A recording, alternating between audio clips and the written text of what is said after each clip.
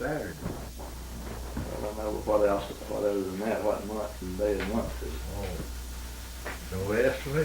It's October the 25th, 1986.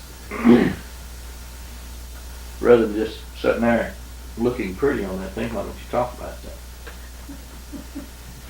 Tell us about being in the Army. Oh, Huh? that's been a long time ago. How long ago was it?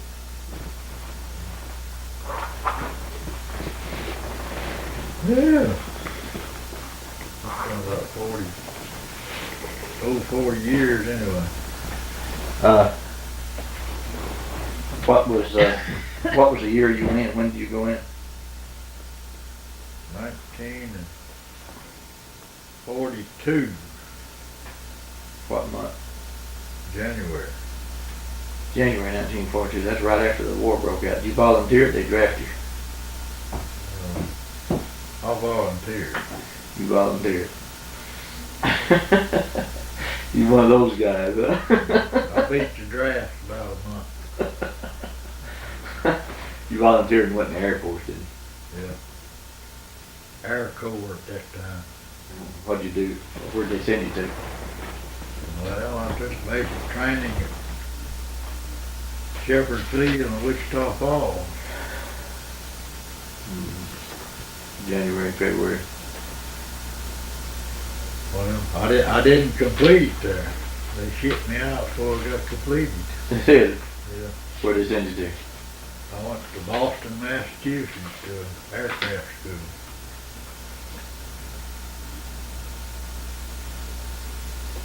Was there till long in July, I think it was. What kind of aircraft school did they send you to? Fly them, repair them, or what? Just general maintenance. How old were you at that time? I must have been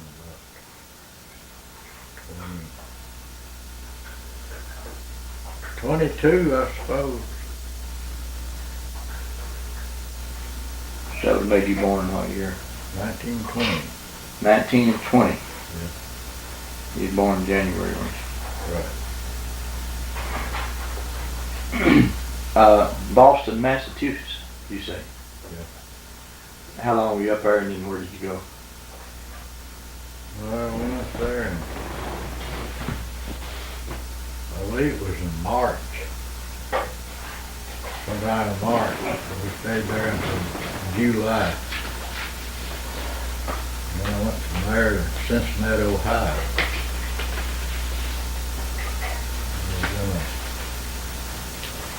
I was supposed to have been a crew chief on an airplane.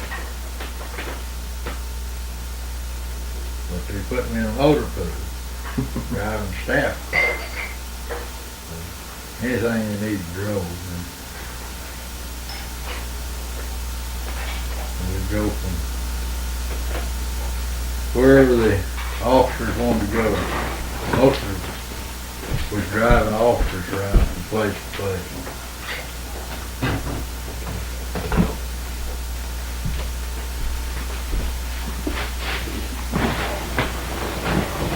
The only reason they did that, they didn't have any airplanes there to do anything with, and then they got some in. So they pulled me off of that and put me back where I belong. What was the name of the field at Boston and at Cincinnati airfield? We wasn't at a field in Boston. We was going to. It had been an old post office at one time, been turned into barracks and classrooms and so forth, just for a school. It was right across the street from Fenway Park, the baseball field. You said it was a post office? It used to be at one time. What field were you at Cincinnati? Lunkin Field. Lunkin Field, I never heard of it. Right on right off the Ohio River. The Miami River, I guess it was. Miami River run into the Ohio River just downstream from there. Where did they send you to, and when did they send you away from there? I stayed there about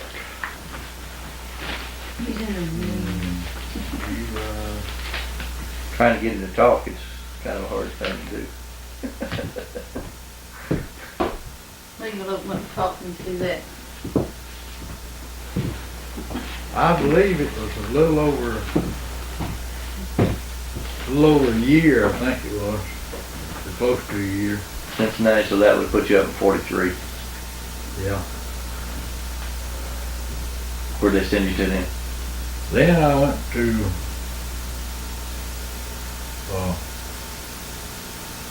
Wilmington, Delaware, which is Newcastle Air Force Base.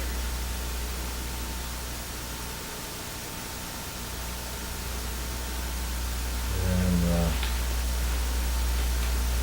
I was in charge of a shift of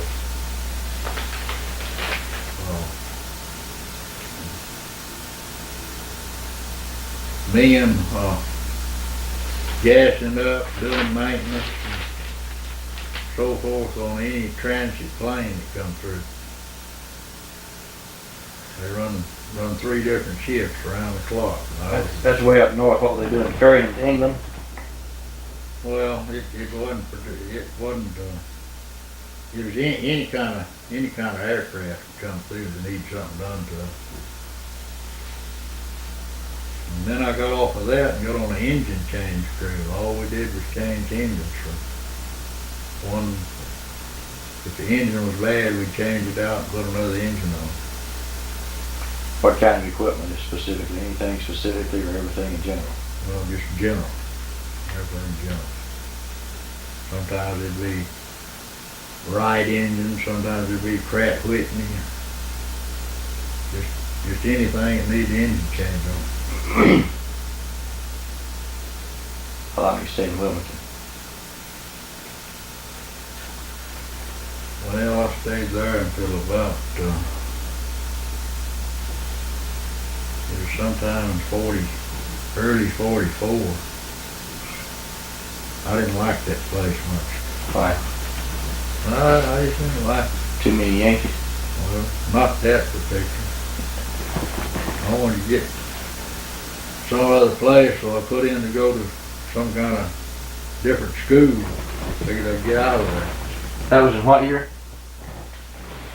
I think it was long in, probably spring of 44.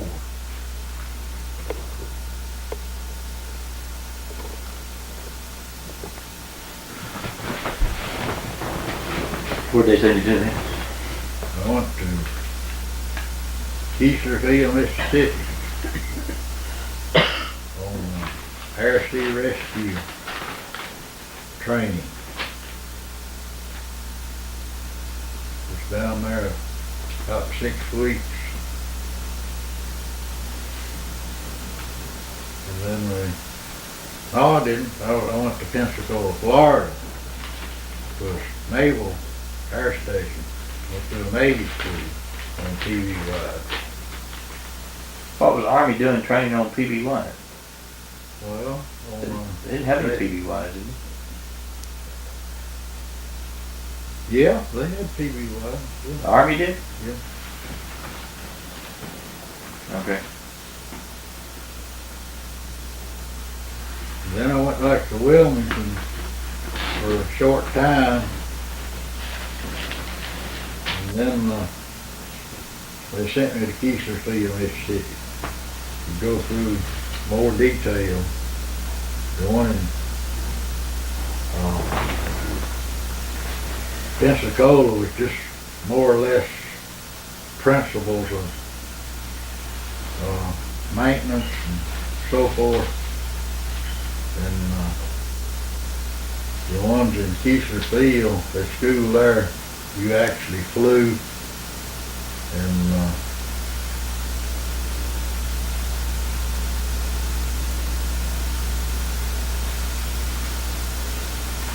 took your training to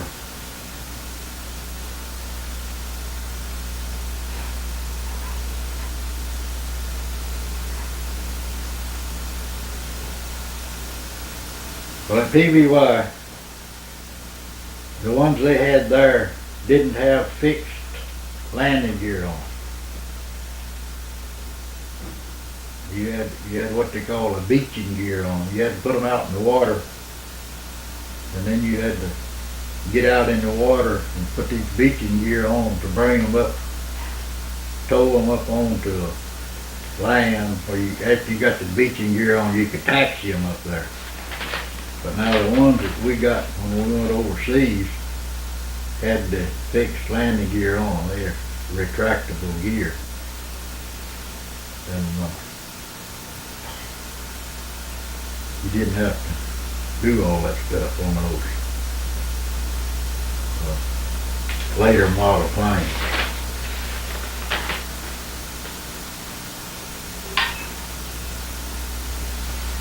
That was down in Pensacola, Florida.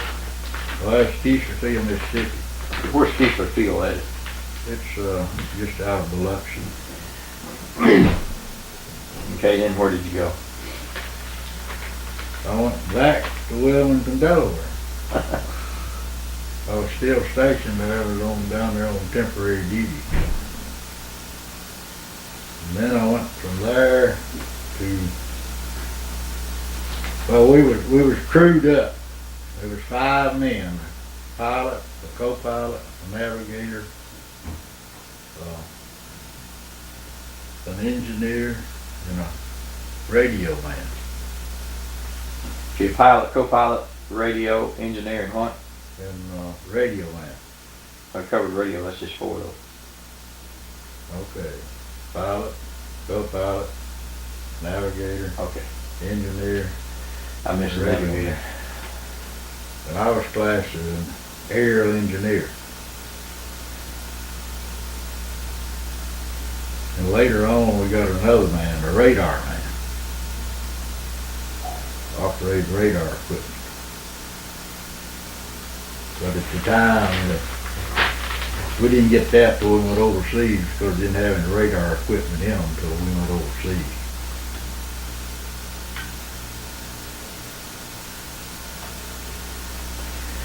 Well, where'd they ship you from? How long did you stay back up in Wilmington the next time? Well, it was just a short time, and they sent us to Nashville, Tennessee, to replacement depot. And out of there, they sent me to Mathersfield, California. Where's that at? That's at Sacramento. But I was there on temporary duty.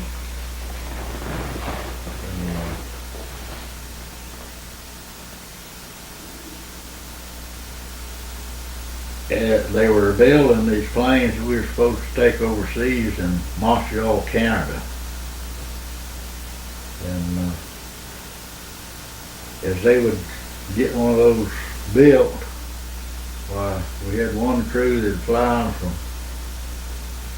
go to Montreal and pick them up and bring them to modification centers to put stuff that hadn't been put in at the factory, like your radar equipment and stuff like that. PBYs? Yeah. And part of them went to, one of the modifications was Cheyenne, Wyoming. And I was stationed there a while on just temporary duty. Putting modifications on them?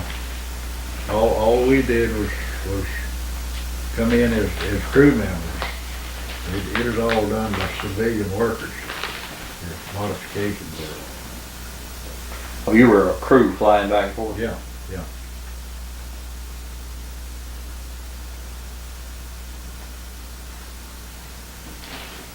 Well, I got ahead of myself there. I went to Memphis, Tennessee too for a while. Between when? Well, that was when I left Nashville, Tennessee. I was sent to Memphis and was that was,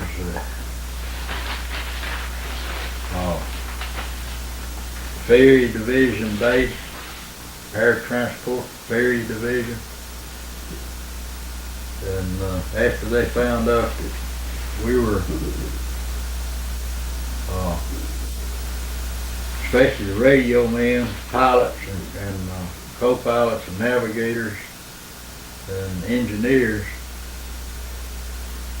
well, they were flying planes from there to all over the world, I guess. But I've been there about 2 or 3 days, and I was on orders to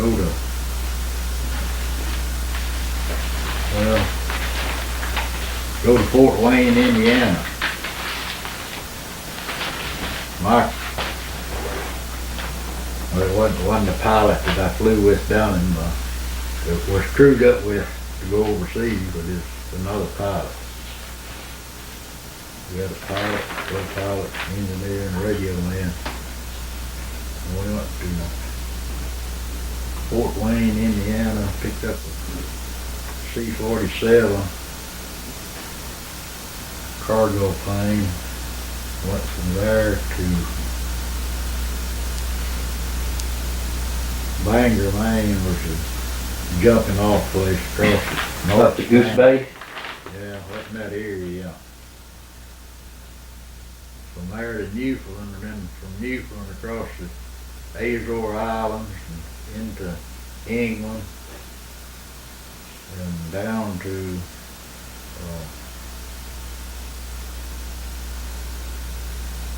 I guess Morocco then, it used to be Morocco. Casablanca. Y'all were just flying off the French coast then, weren't you? Yeah, yeah. How far off the coast? Well, we got close enough we could see the coast of Spain at a distance. Well, y'all went from Bangor, Maine to Goose Bay, Newfoundland, and from there into Cork Island? Or did you? Oh, it was Azore Islands where we went. Azore, that's way on down south, isn't it? Well, it's in between. I don't know where it's at. In, Yes. England someplace. We landed there, and then the next stop was in England. I don't know just where in England anymore, but then we're down into northern part of Africa. And then from there across to Aden, Arabia, across to Marrakech, I believe the name of that town. And anyway, across the desert then to wound up in Bombay, India. Huh. That must have been That's where we left the plane. 9,000 or 10,000 miles, wasn't it? Well, it was, I don't know how many. What was it? You were in a DC-3? Yeah. That's what's called C-46 or C-47? Well, C-47. But that was what we still call a DC-3. Right, right. And y'all just ferried that thing over there for the hump run. Well, yeah, I'm sure that's what it was for. Well, where'd you go from there then? Well, Was that out of Memphis? yeah, out of Memphis. And okay, then you came back to Memphis. How many Okay. how many of those trips did you make? I made 3 out of there. I made another one. When you come back off a trip like that, you had to, they give you 3-day pass. Of course, I think that particular time I come back to home in Arkansas. Out of Memphis, you was pretty close to home. I wasn't too far away. And then when I came back, it was only a few days till I was on another run from there to England. And this was in a A-26 A-26 was an attack aircraft, Yeah, wasn't it? attacked aircraft. Was it armed? No, it wasn't armed. Not when we was flying. It wasn't armed. We were just delivering it to England.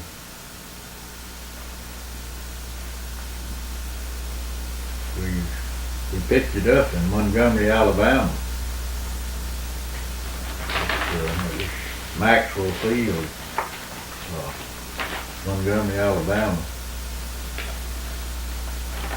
And there was a hurricane off the coast down there, so we had to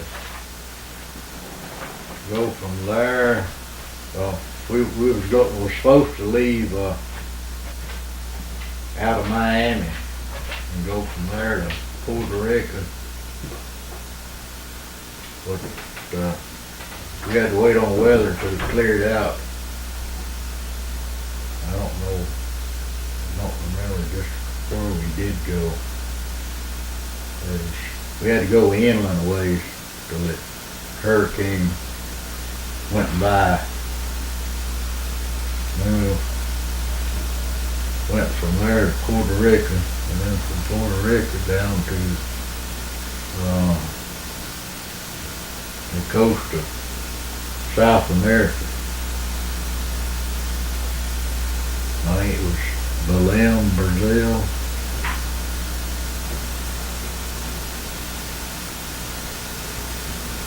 And then from there to the Ascension Island, what they call the Rock, between South America and the coast of Africa. And then we'll come up, back up to, I guess it would be, anyway, back towards England. And I think it was back into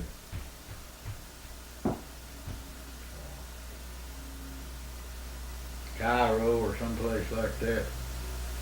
And from there to England, dropped the plane off in England. Y'all went all the way around like that to bring the plane up to England? Yeah. Went through Brazil, Yeah. over the coast of Africa, and then up? Yeah. Why, was it getting too hot on the north round or what? Well, we didn't have the fuel capacity to fly that run across the North Atlantic there. I thought it'd take more fuel to go across the Well, Atlantic. I don't know what the reason was, but that's the way we went. It might have been on the weather conditions too at that time of year in the North Atlantic. Okay, that's 3 trips out of Memphis, U.S. Ferry Command. No, I made another one out of there. Okay, it's 3 so far you talked about. One to India, one to England, and then The one. next one was to Rio de Janeiro in South America. That was in the B-25. Was it the same pilot? No, you had a different pilot. I was wondering, cause they, yeah. Different crew every time. And you had to know how to transfer fuel and that on whatever plane you was flying. You didn't know what you was going to be on. You didn't know what orders. And you was on something. So like you was that. checked out on all of them? Well, you had to get familiar with what you was gonna be in, and you didn't know what you was gonna be on till your orders come out. So sometimes if you found out you was gonna be on something, you better go get up to snuff. on Somebody what better you show you gonna right do. quick, huh? You better go get you a tech order on that thing and read up on how to free flight. Of course, free flight's basically the same on anything. Right. But some of that transferring fuel and things like that, you gotta know where all those valves and stuff are. If you don't, you're gonna flub up. Would you drop a plane off in Rio, or is that just? Well, I'm pretty sure it was probably going to the Brazilian government or something. I don't know where they was. Well, how'd y'all get back home? Well, we always took the military flight back. Except, well, whatever transportation the government had for you to come back, and there's always some type of military plane from overseas like that. Now, in the United States, you could pick up any commercial airline. Just take your orders and show it to them.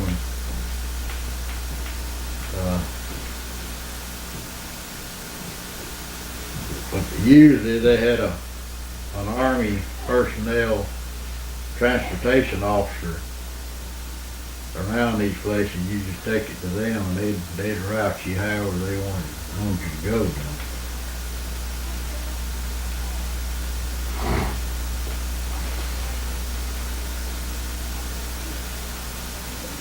And from there, that was the last trip I made out of there. Yeah, it was 4 trips.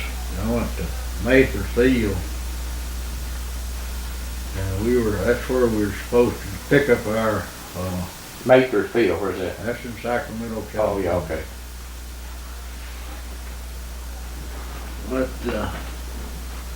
the planes were still was made in Canada. Some of them hadn't even been completed yet. So they sent part of us to Long Beach, California, and part of us to Cheyenne, Wyoming, and part of us to Montreal, Canada. And there was five of us air sea rescue crews that were supposed to go in the South Pacific to different places. So they had us one crew stationed in one place, flying them from, say, Montreal to Cheyenne Modification Center, and some of them went back to Memphis, Tennessee at a modification center. And there was, some of them went into Los Angeles area for modification. And then as they were all modified and everything on them, when they finally got them all on, they brought them all to Sacramento, and we left out of Sacramento to go overseas.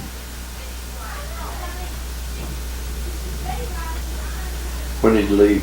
When did you go out? Were you ferrying or were you on a operational crew then? Well, I was on operational crew then. That was the permanent crew that we had been to school with in Pensacola and Keister Field. You at that time were probably together, older. that's where we picked up our radar man, because that's where I think that's what they were doing, putting that radar in those planes at these different modification centers. Okay, you went from Sacramento then to where? Well, we flew from there to Honolulu, and PBY had arranged to go to Honolulu? yeah. That must have taken, what, 10 hours? No, it takes about 20, around 22 hours. PBY didn't fly but about 100 miles an hour, did it? Well, when we were 95. When we were loaded full with gasoline, when we left, we was only doing about 90 miles an hour. But as you burn the gas up, when it probably got up to 100 and around 110, something like that. And you just had one crew that hung in there till they got to Honolulu, huh? Right. Then we were there a few days. I don't know how many days, just a few days at, I believe it was Clark Field.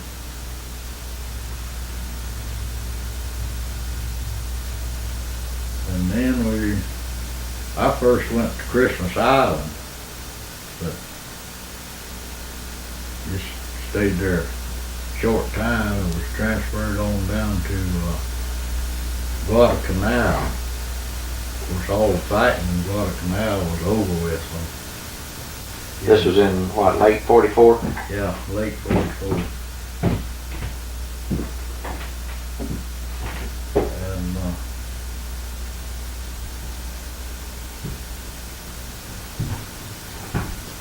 from, well, once in a while, on a moonlight night, they would, the Japanese would get enough spare parts and enough gasoline and stuff to get a plane in the air, and you could just about bet on a moonlight night that they were gonna come in and drop the bomb on your runway or something. The reason they did that on a moonlight night was because your anti-aircraft guns couldn't pick you up in the moonlight night like you could on the dark. Oh, that's right. That's right. Yeah, that's I right. believe. And you were talking about the Japanese coming over moonlit nights. Right. That's while you were there? Yeah. Well, once a month when the moon come out, well, they'd usually get something up. They dropped a bomb on there one time, I think, while I was there. Of course, I was only there about probably 6 weeks or something like that.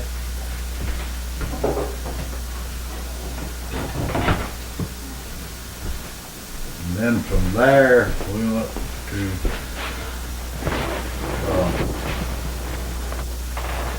Molokai Island, which is up in that Moluccas group of the Solomon Islands or something up there, I think.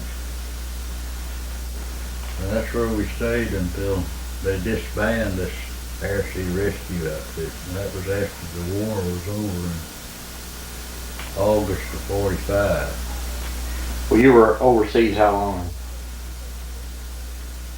Well, I went over in, I believe it was March. Sometime in March, I believe, of '44. And I was there until February '46. Well, what were you doing? Running air sea rescue? Well, we run air sea rescue until the war was over when August the something. August 40, 14th, I think. 14th or something like that. Well, they disbanded that shortly after the war, just almost immediately. They disbanded air sea rescue outfit, and they sent the part of us off of that into general headquarters in Tokyo.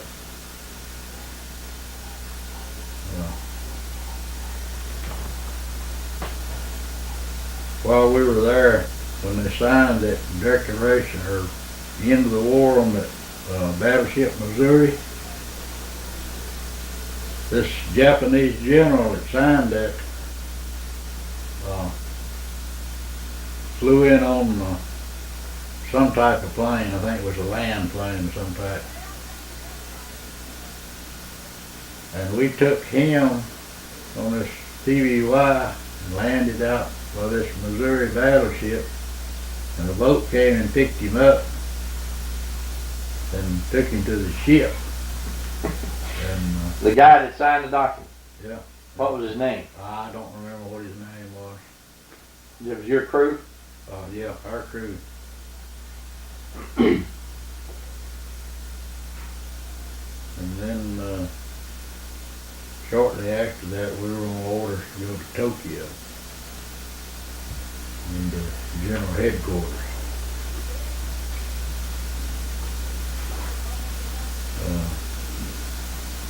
The radio man that was on the crew that I was on,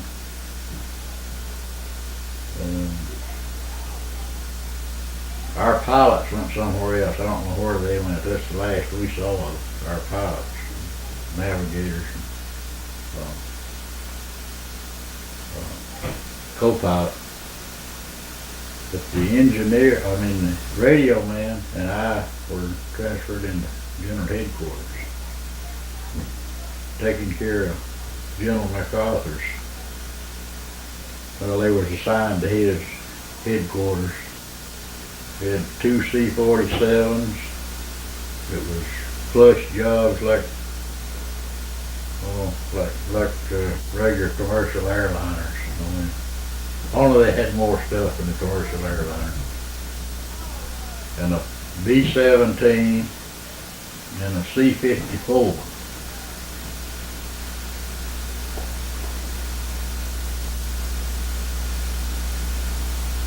And we seldom ever saw General MacArthur, but we saw a lot of other high guys like in the State Department, Harriman, it was Averill Harriman. Abel Harriman,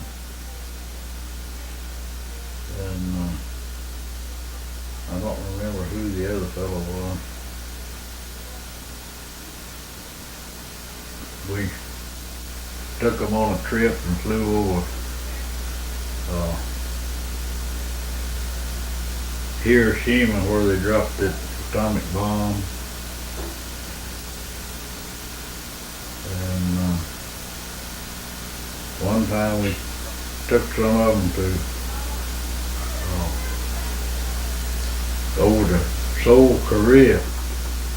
Spent a day or two over there and brought them back to Tokyo.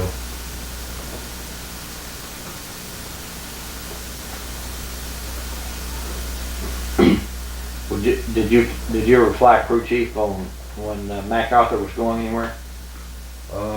One time I think it was.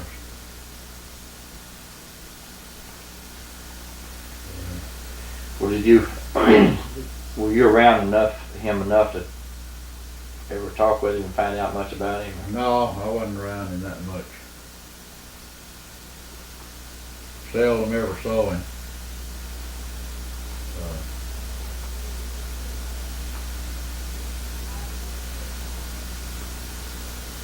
Now sometimes his wife and his boy, we'd have to take them someplace. I think they went to the Philippines one time. Of course, I wasn't on the flight. I think the radio man was on the flight that when they went back to the Philippines. You never knew which. We had several different engineers, and they kind of took turns. So you didn't know what flight you was going to get until you were on orders or they called you. Well, what did you do? Did you have much spare time, or what? What did you do around Tokyo? Well, we weren't. We was at Tsugi. Used to be an old naval air station there. At Tsugi Air Base, they called it. After the Army took it over. And it was out of Tokyo way. It was closer to Yokohama than it was Tokyo. Well, how long were you over? That's where they kept the airplanes. How long were you over there in Japan? In Japan, I believe it was early October when we went up there, and I stayed there until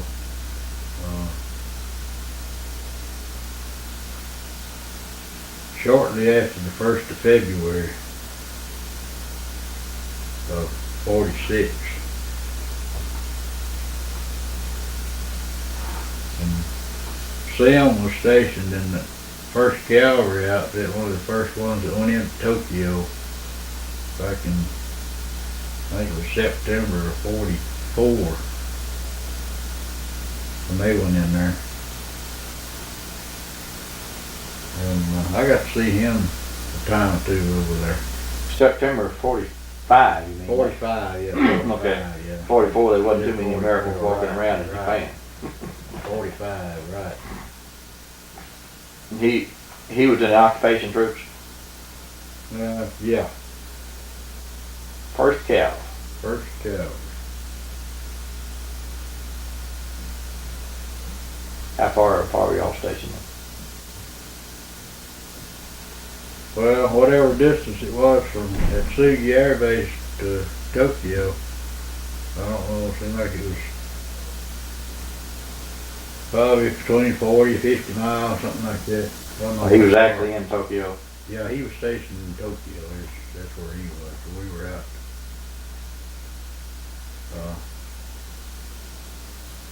When we got ready to go on a trip or anything, they would always, the pilots would say, well, we got a trip scheduled for tomorrow. They'd call us the day before so we could be prepared to go, you know. When they would come from Tokyo, the pilots and stuff stayed in Tokyo. And we took care of the planes. We pre-flight them. Not every day, but every day we had a flight, you know. They'd let us know whether we had a flight coming or not. You pre-flight them, get them ready for your trip. And we had a weapons carrier checked out to us, and we could, unless we was on a flight, we would go where we wanted to. 3/4 ton. That was a kind of a 3/4 ton deal. It wasn't a tracked vehicle. No, it wasn't a track vehicle, no.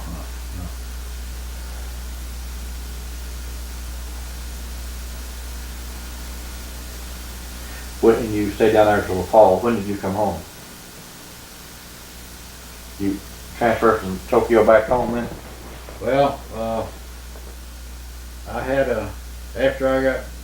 had a point system on getting out of the Army. It all depended on how long you'd been in and how many years you'd been in service. And if you had enough points, well, you could come home. But they begged me to stay over there. This colonel that was in charge of us said, if you'll stay over there, we'll jump you a grade in rank every month until we get you a master sergeant. Of course, I guess they was in the position to do it. If you'll stay. And I said, no, I want to go home. I've had enough of it. Well, you were ranked then, so in fall of 46, they sent you back where from Tokyo? Well, they had I come back in one of MacArthur's, one of the planes that was assigned to General Headquarters over there. Came back in the B-17. We flew from there back to San Francisco, and then from San Francisco we came to Dallas Love Field. There was several colonels and stuff that was getting out of the Army, and the way the radio man and he was the same radio man that I had when I was on that air sea rescue outfit. His home was in Stuttgart, Arkansas. The way our orders read, we could go to Camp Chaffee anytime that we wanted to and get our discharge. So, when we got to Dallas, we said that's as close as we're going to get to home or Camp Chaffee on that trip. They was going on to the East Coast. I think the rest of the crew was going on to New York City. But we decided that was the best place we could get off. So what we did was got off and we took about a week's leave. And I went on home to Stamps and he went on to Stuttgart. We got trained with Missouri Pacific, run through both places. And he said, well, when you get ready to go to Camp Chaffee, why, come on up to Stuttgart and we'll go from there. So I stayed around home about a week. And then I caught the train to Stuttgart. And he picked me up at the railroad station. I went out to his home and spent the night. And the next day, we took his father and family and run the Hart's seed store. They handled soybeans, rice, and, mostly rice and soybeans.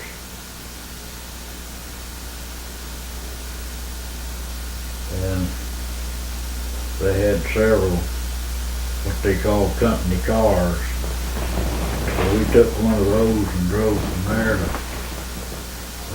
Camp Chaffee and checked in. What was it, November? Oh, that was in February of 46. February 46. No, you didn't get to Tokyo in 46. I got to Tokyo in 45. No, you couldn't, because the war wasn't over as long as to 45. Well, I got there in September of 45 or October 45. Okay, so you stayed up there till February. I was thinking you. Yeah, stayed there in February. Okay, I got mistaken, because I thought I think it was the 28th of February when I was discharged out of the Army. I believe that's when it was. Okay. How long did it take you out process did you at Chaffee? We started in one morning and we was processed out by around 5:30 in the afternoon. Well, you ran almost to the day 5 years, ain't you? No, 4 years. 4 years. 4 years, just yeah. A little over 4 years. About.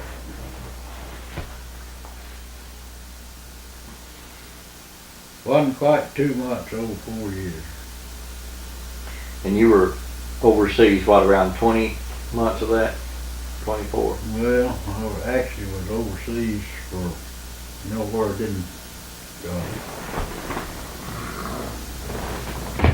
didn't come back on those trips to those places. That you just there 2 or 3 days and back to the United States. Actually, I was only over from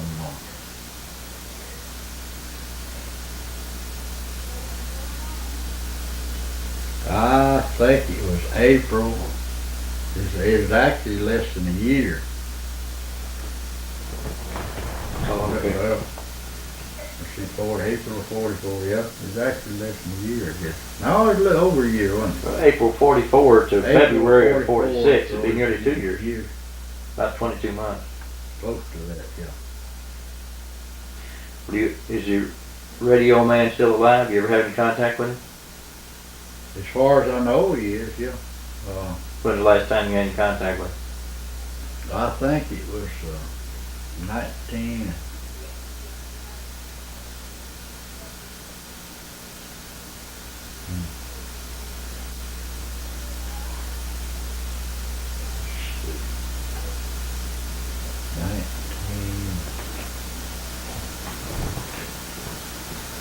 '67, I believe. So you haven't heard from him in about 20 years? No, I haven't heard from him.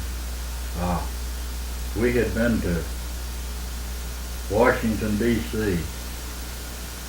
Emma's sister's husband was stationed at Washington, D.C.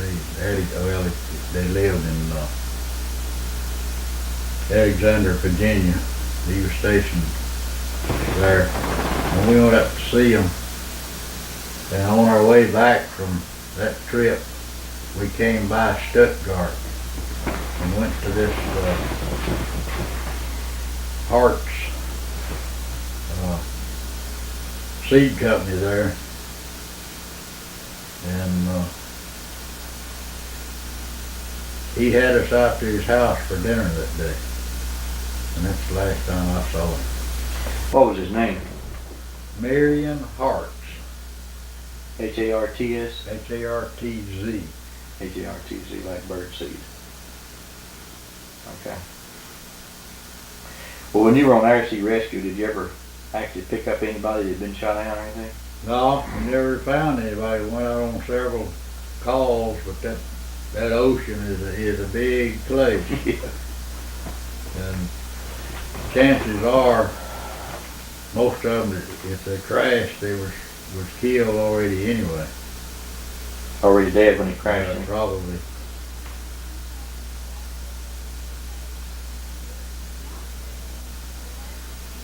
You'd be surprised what you'd see out in that ocean now. There'd be oil barrels floating around. You'd think you'd see something. Of course, we wasn't supposed to get any lower than 500 foot. If you did, you was taking a chance of a drown draft or something and you crashing yourself. Then 500 foot, oh, if we saw something that we thought could be a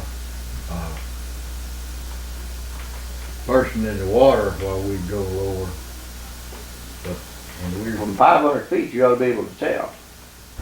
It's a clear day. We had field glasses where you could pass them around and maybe 2 or 3 people could look at it. And if you thought it was a man, then we'd go closer, but you could usually tell whether it was anyone or not by after you used the field glasses.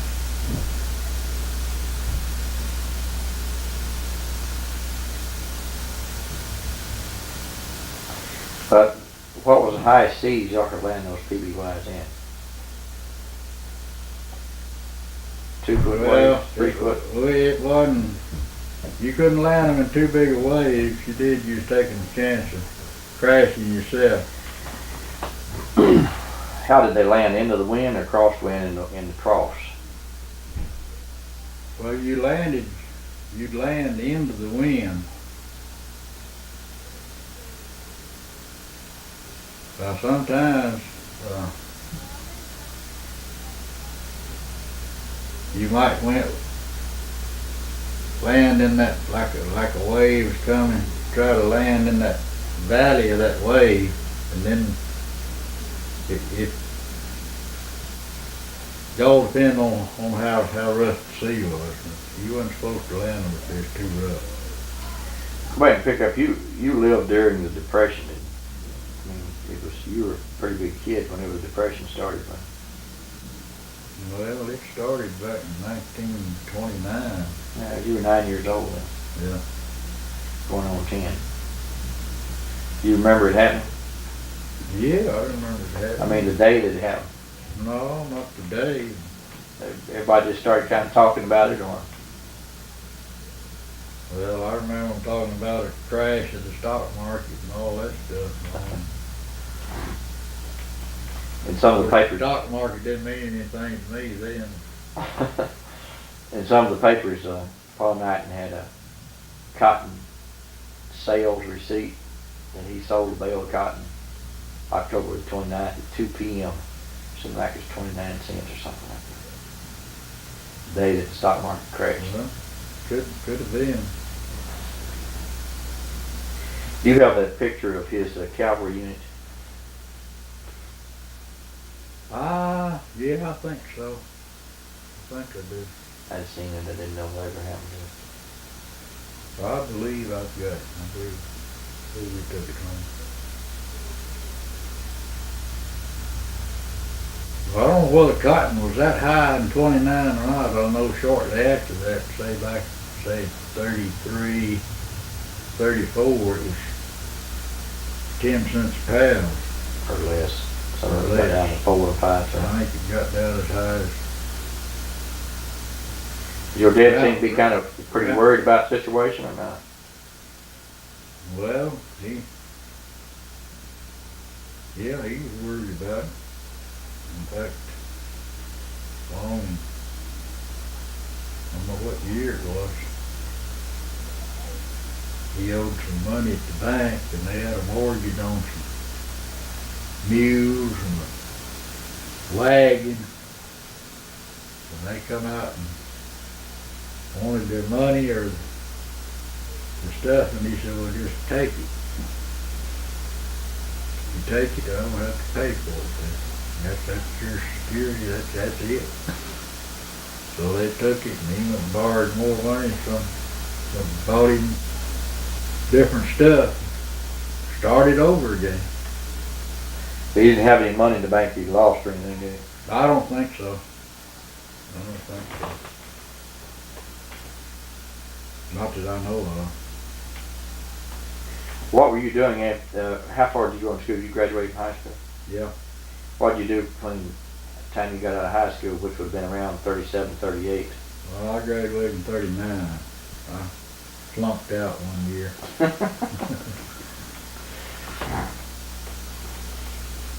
Well, actually, I didn't flunk out when they consolidated schools. I think I was in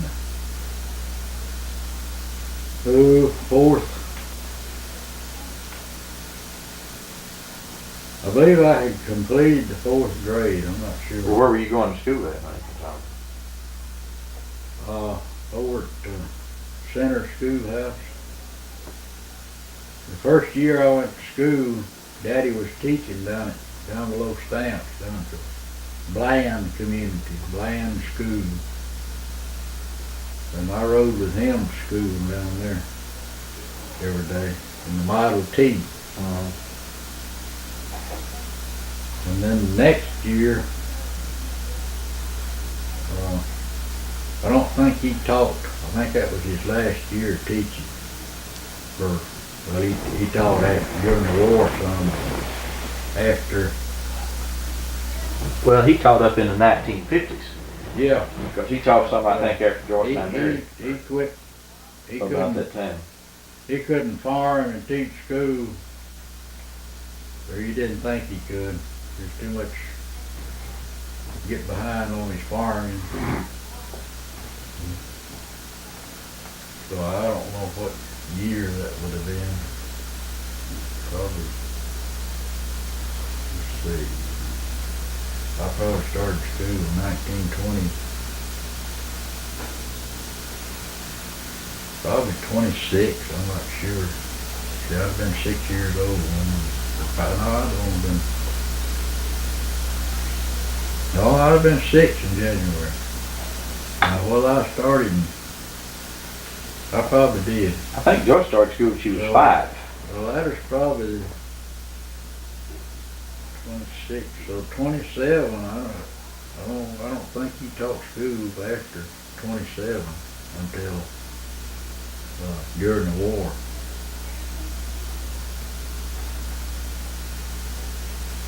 You say he didn't teach school during the war? Right, no, he taught school during the war, but I don't think he taught school from 1927 until,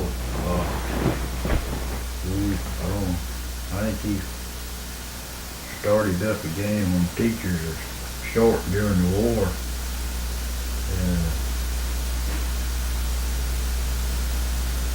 I don't know what year he started, but I think probably 43, 44, somewhere along there, he started back teaching during the war.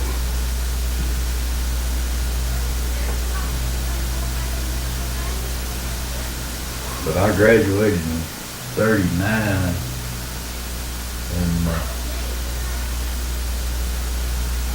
I stayed there at home 1 year, helped on the farm. And then in 1941,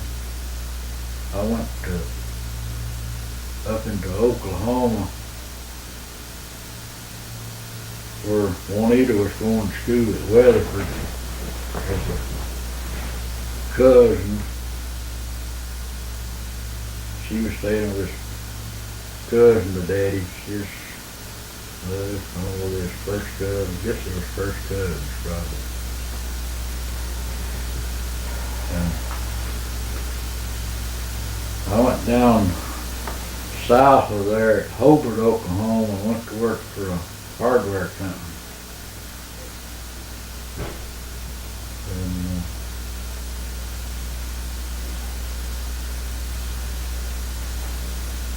what I did mostly was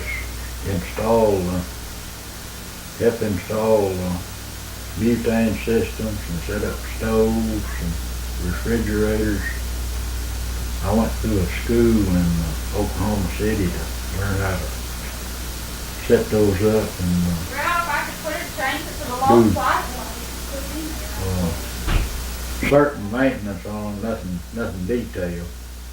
And just set up your regulators and those butane.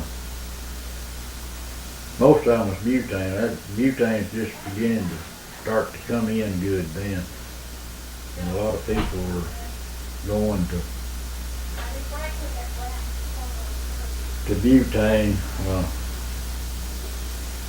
Those Serval Electrolux, a lot of them in that country then was set up for burn kerosene, and you could convert those kerosene units over to butane or natural gas, and that's what we did most of the time that I was down there in that hardware store. They'd sell a butane system or stove or refrigerator, and then we'd have to deliver it, set it up. Sometimes we'd have to dig the hole for the butane tank if of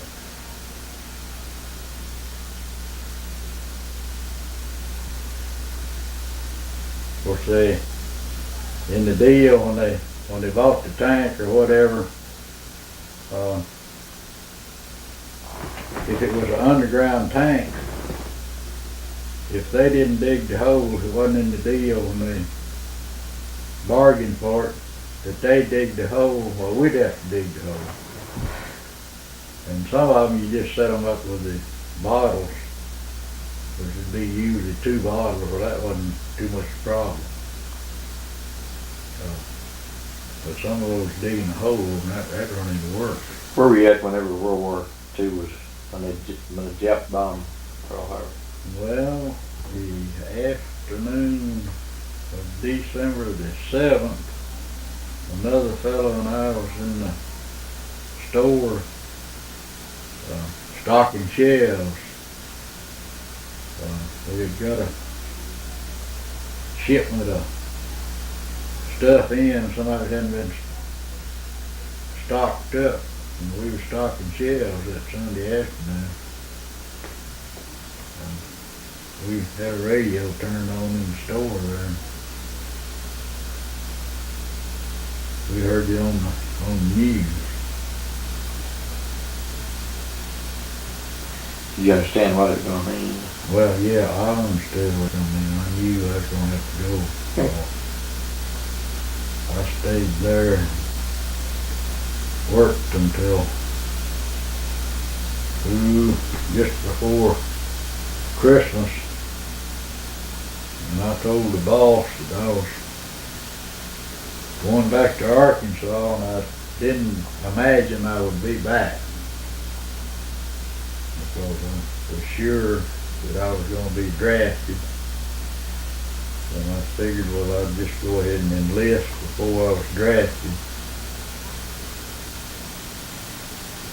And I think when I got back home, well, my draft notice had come in to be report shortly after the 1st of February.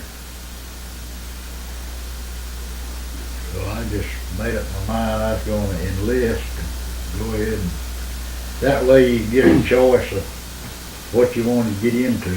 Well, Sam got drafted, didn't he? Yeah, Sam got drafted. And you, And so he wound up in the infantry. he ended up in combat too, didn't he? And Ray got drafted. He wound up in the infantry. Ray was in the infantry. I think he was in the Air Force. No, I think he was in the infantry. Sure he was. He was stationed overseas over in Germany. He wasn't over there very long. After the war, or was he there during the war? Well, he actually was after the war over there.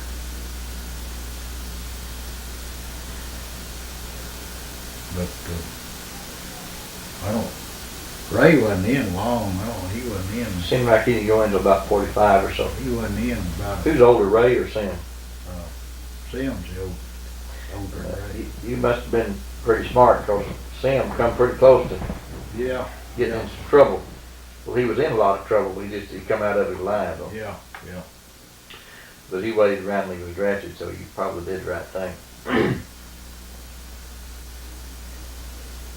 Yeah, if they drafted you, normally they slapped you right in the infantry. Yeah, people that went in the Army, If you in the infantry in volunteered, you supposedly had your choice. Well, 1942 going in the infantry wasn't a good way to look forward to retirement. Right. Because there's not an awful lot of them went in those times in the infantry combat units that survived because they just kept them in combat till they got it. Yeah.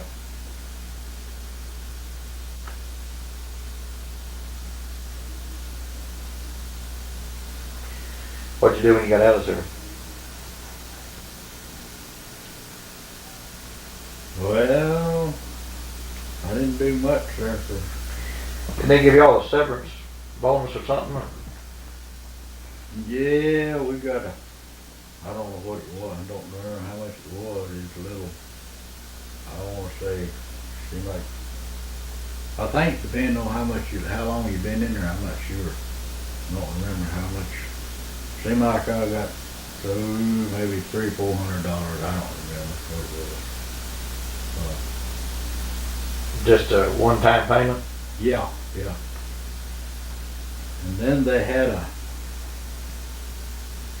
after you come out of service, they had if you couldn't get a job, didn't get a job or anything, it's kind of like drawing unemployment or something. You had to report I think it was every 2 weeks to the courthouse. And, if they had any jobs available, you could take them. If they didn't, if you didn't take one, you were supposed to take one if they offered you one. But you could draw, I think that was, I don't remember what it was, $52 every 2 weeks or a week or whatever for. What'd you do when you got out? Well, I drew that for 2 or 3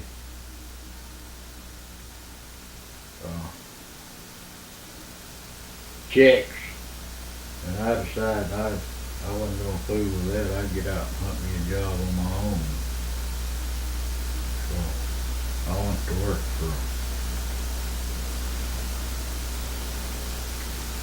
highway construction outfit for a short while. Where at? It was out of Stamps there. Davis Construction Company, working on the highway between the old 29 highway from north of Louisville. They was widening it out. Some of the bridges and stuff, they was going in there and knocking concrete off and extending the bridges out. Well, whatever they had to do, sometimes we was picking up roots out of where they was grading, sometimes you was knocking concrete off them bridges with a 16-pound sledgehammer. I don't know why they didn't use a crane or something and drop a ball on there. Labor was cheap, man.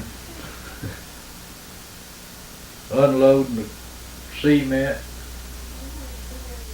Boy, that's a job, unloading a carload of cement on a stack of about cement on these two-wheel dollies, about 5 or 6 sacks of it. Wheel it out of that boxcar and load it onto a truck, carry it to a warehouse, unload it again, and stack it in a warehouse. Handling that stuff about 3 times there, where one time if you didn't have to unload that boxcar, if you used it all at one time, you would have saved you some lifting, but that's the way it went. Well, I worked at that about, I think, maybe 6 weeks. But I decided I could find a better job than that. So one day I told the boss, I said, I'm gonna quit you. He said, you can't quit me. He said, you gotta give me 2 weeks notice. I said, well, I won't be here Monday morning. He said, well, where do you want your check? I said, oh, just mail it to me. So I left there and went out in Oklahoma and made a wheat harvest out there on this cousin of mine's wheat.